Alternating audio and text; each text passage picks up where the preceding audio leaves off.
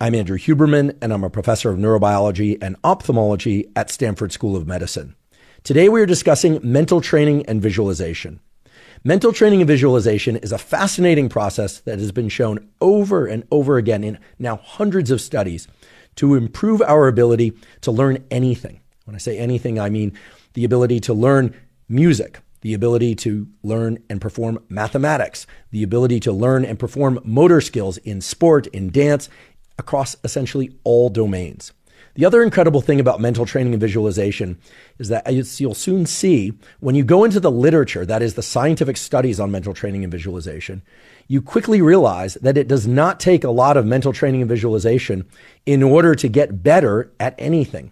However, that mental training and visualization has to be performed in a very specific way. And today we will discuss exactly how to do mental training and visualization in the specific ways that allow it to complement the actual performance of a motor or cognitive skill to allow you to learn more quickly and to consolidate, that is, to keep that information in mind and body so that you can perform those cognitive tasks, music tasks, motor tasks, etc., for long periods of time without ever forgetting how to do them. All of mental training and visualization relies on what I consider really the holy grail of our brain and nervous system, and that's neuroplasticity. Neuroplasticity is our nervous system, which of course includes the brain, the spinal cord, and all the connections between the brain and spinal cord and the organs and tissues of the body, and then all the neural connections back from the organs and tissues of the body to the brain and spinal cord. So the whole thing in both directions has the ability to change in response to experience in ways that are adaptive. That is, that allows us to do things that we could not do before. And by doing those things, or by being able to perform those mental operations, we can do better in the world that we live in. We can perform new tasks. We can think new thoughts. We can come up with novel solutions to pre-existing problems that before really vexed us and that we couldn't overcome. All of that is considered neuroplasticity. So today what I'm going to cover is a brief summary of what neuroplasticity is, that is, how it occurs in the brain and body. This is extremely important to understand if you're going to use mental training and visualization. Then I'm going to talk about what happens in our brain and body when we do mental visualization in a dedicated way. Many people have heard, perhaps, that when you imagine something happening, that your brain doesn't know the difference between that imagination of the thing happening and the real thing happening. Turns out that is not true. It is simply not true.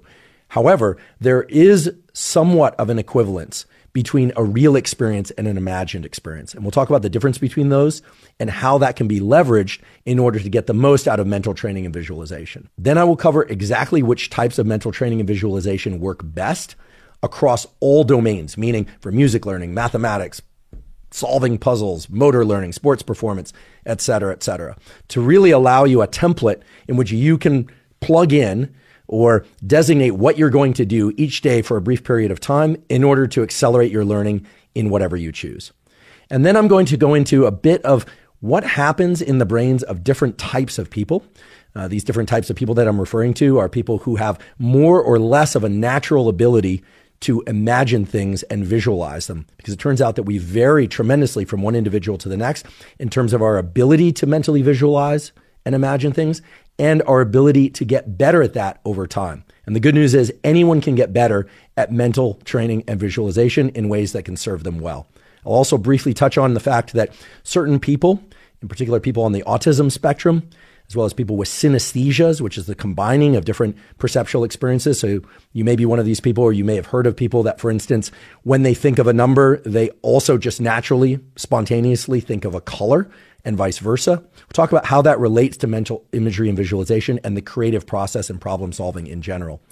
And then finally, what I'll do is I'll recap mental training and visualization from the standpoint of how best to apply mental training and visualization according to specific challenges.